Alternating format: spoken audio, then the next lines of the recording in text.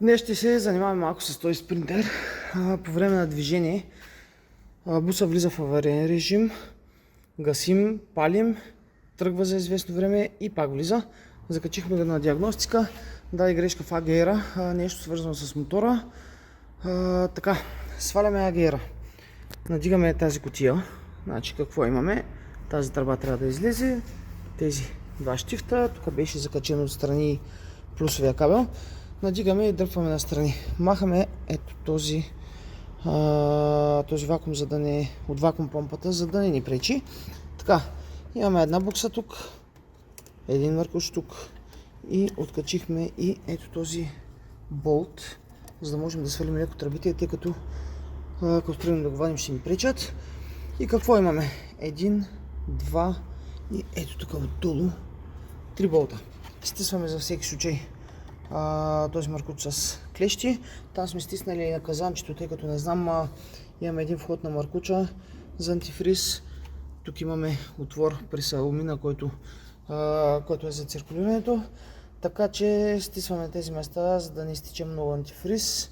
Нямам представа дали би изтекал повече, но за всеки случай. Така, вадим маркуча, развиваме болтовете и дърпаме и ще видим какво ще видим.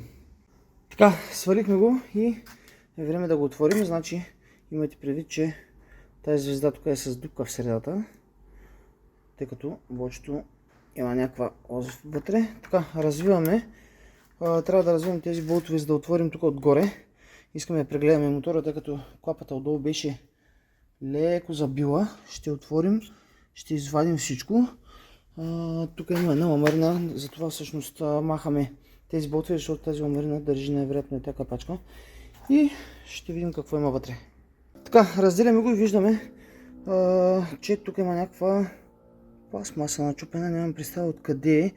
По принцип диагностиката даде проблем с въртенето на мотора, така че най-вероятно нещо е попаднало или нямам представа как може да попадне, нещо се е счупило тук. Ще проверим откъде идва, затова предполагам, че е имало затруднение с въртенето.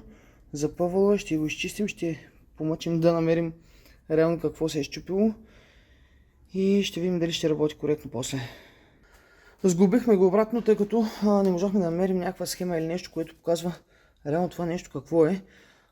Затова сглабяме го, ще го сложим да го тестваме известно време, да видим какво е положението, тъй като най-вероятно той е запъвало мотора и не е можело да отваря и затваря, тъй като беше определено заседнали, бяха заседнали парчета по движещите механизми. Изчистваме всичко, сглабяме и тестваме, ако някой е разглабял такъв АГР и знае точно какво и къде се намира и каква му е функцията, нека сподели. За сега няма да купуваме нов, за да го видим. Ако реално АГР не работи като хората, ще купим нов, ще го отворим и вече ще обясним къде какво има там. Ето и грешката на диагностиката, която даде. Сега е на български език. Ще си го преведете, ако имате диагностика на английски. За движещ механизъм за рециклиране на изгорелите газове. Актуаторът показва повреда. Значи, предполагам, че това беше проблема. Това е и кода на грешката, че 3 пъти се е случило по време на път. И така, това е да се ориентирате евентуално, ако имате такъв код.